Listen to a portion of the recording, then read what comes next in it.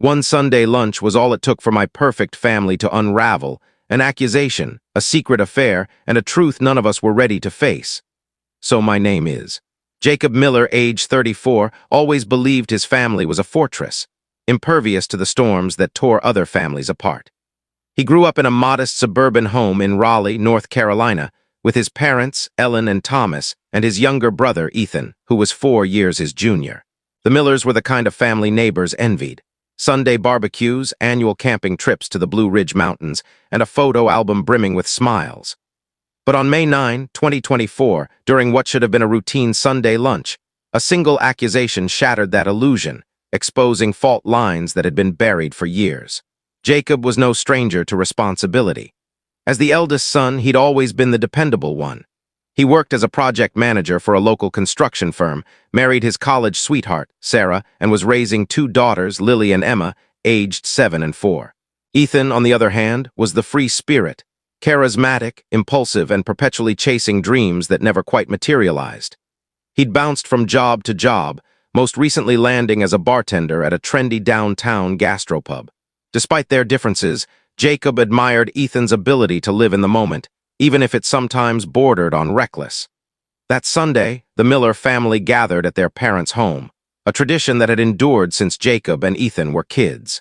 Ellen had spent the morning preparing her famous pot roast, and the dining room was filled with the comforting aroma of rosemary and garlic. Thomas, now retired from his accounting job, was regaling Lily and Emma with stories of his fishing trips. Sarah helped Ellen in the kitchen, while Ethan arrived late, as usual, with a bottle of cheap red wine and a grin that could charm anyone. Jacob, sitting at the head of the table, felt a fleeting sense of peace. For a moment, everything was as it should be. But peace, as Jacob would soon learn, was fragile. It started innocently enough. Ethan, pouring wine with a flourish, made an offhand comment about Jacob's new car, a sleek SUV he'd bought for the family. "Must be nice, big brother, rolling in all that construction money," Ethan said, his tone light but edged with something sharper. Jacob brushed it off with a laugh used to Ethan's teasing. But then Ethan leaned forward, his eyes narrowing. "You know, I've been meaning to ask, how'd you afford that car anyway? Because last I checked, you were stressing about Lily's school fees." The room went quiet. Jacob felt a prickle of unease. "What's that supposed to mean?" he asked, keeping his voice even. Sarah, sensing the shift, glanced between the brothers. Ellen set down her serving spoon, her brow furrowing. Ethan shrugged, but his smile was gone. "Just curious. I mean, you're always Mr. Responsible, right? But that car, the fancy vacations, the renovations on your house, it's a lot for a guy on your salary. So what's the deal, Jake? You got a side hustle you're not telling us about?" The accusation hung in the air like smoke. Jacob's stomach twisted. He'd always been meticulous about money, saving diligently for his family's future. The SUV was a practical purchase, financed with a loan he and Sarah had carefully budgeted for. The vacations were modest, and the renovations were mostly DIY projects. Ethan's words weren't just a jab, they were a blade slicing into Jacob's integrity. "Ethan, what are you getting at?" Jacob said, his voice low. "If you've got something to say, just say it." Ethan leaned back, folding his arms. "All right, fine, I heard something. A buddy of mine who works at your company said you've been cozying up to some shady contractors. Taking kickbacks, maybe? Skimming off the top. I mean, come on, Jake. Nobody's that perfect." The words hit like a punch. Jacob's face burned, not with guilt, but with fury. "You're accusing me of stealing," he said, his voice rising. "Based on what? Some bar gossip from one of your drunk friends?" "Boys, enough," Ellen interjected, her voice sharp. "This is Sunday lunch, not a courtroom," but Ethan wasn't done. "I'm just saying, Jake, it's weird. You've always acted like you're better than me, Mr. Perfect Family Man, but maybe you're not so clean after all." Sarah slammed her fork down. "That's enough, Ethan. You don't get to come in here and throw around lies because you're jealous of Jacob's hard work." "Jealous?" Ethan laughed, but it was hollow. "Maybe I am. Maybe I'm tired of watching my brother play the saint while I'm the screw-up. But don't act like you're above it all, Jake. We all know you've got secrets." The room was a pressure cooker, and Jacob felt it ready to explode. He stood, his chair scraping against the floor. "You want to talk secrets, Ethan? How about you start with why you've been dodging Mom and Dad's calls? Or why you're always borrowing money from them? If anyone's got something to hide, it's you." Ethan's face paled, and for a moment Jacob thought he'd struck a nerve. But then Ethan stood too, his jaw tight. "You want to go there? Fine, let's talk about secrets." Let's talk about why Dad's been lying to all of us for years." The room froze. Thomas, who had been silent, looked up sharply. "Ethan," he said, his voice a warning. "Don't." But Ethan was past stopping. "No, Dad, I'm done keeping your secrets. Tell them about the affair." The word landed like a bomb. Jacob's mind reeled. Affair? His father, Thomas, the man who'd coached his little league games and taught him how to tie a tie, having an affair. It was unthinkable. Ellen's face drained of color, her hands trembling as she gripped the table. Sarah reached for her, but Ellen pulled away. "Ethan, what are you talking about?" Jacob demanded, his voice shaking.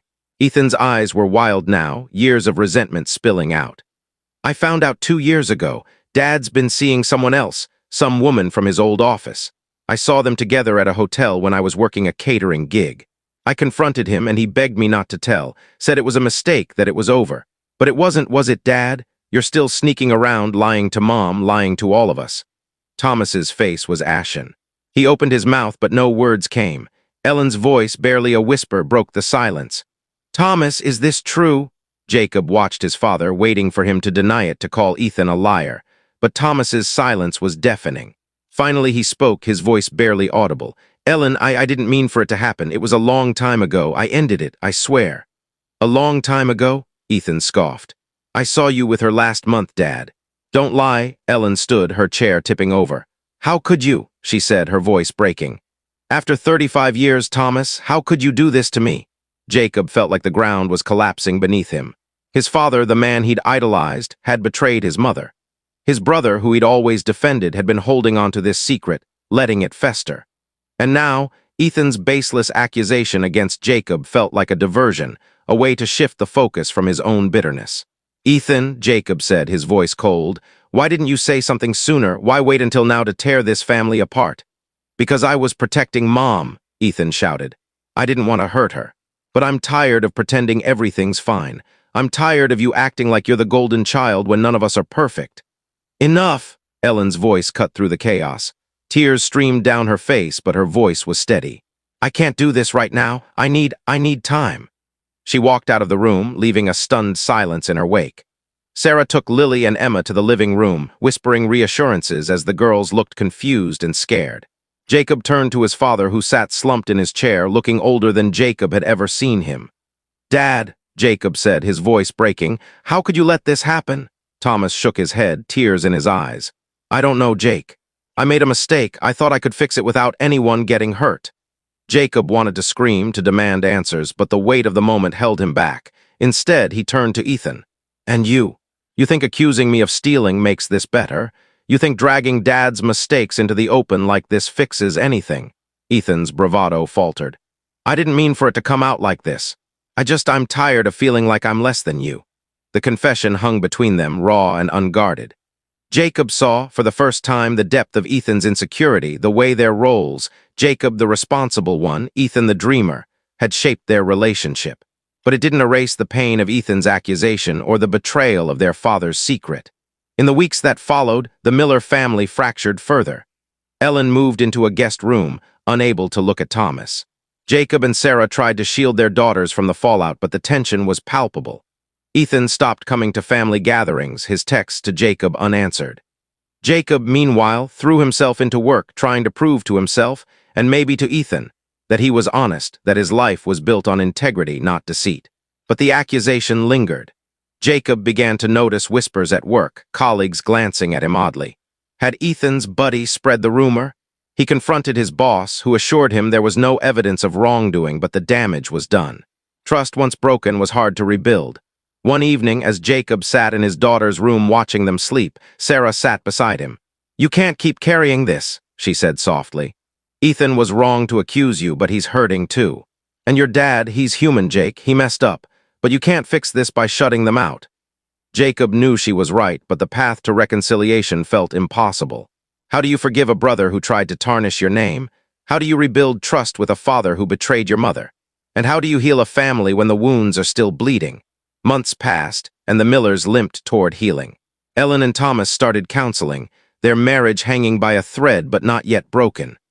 Ethan reached out to Jacob, an awkward apology over coffee that didn't erase the hurt but opened the door to conversation. Jacob, for his part, began to see his own role in the family's dynamic. How his perfect image had unintentionally made Ethan feel small.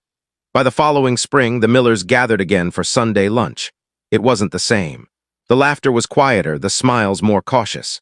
But they were there together, trying. Jacob looked around the table, his mother's tentative smile, his father's weary eyes, Ethan's nervous fidgeting, and realized that family wasn't about being unshakable. It was about choosing to stay, even when the cracks showed. So that is for today's story. If you like the story, share with others, and hit that subscribe button for this type of more stories.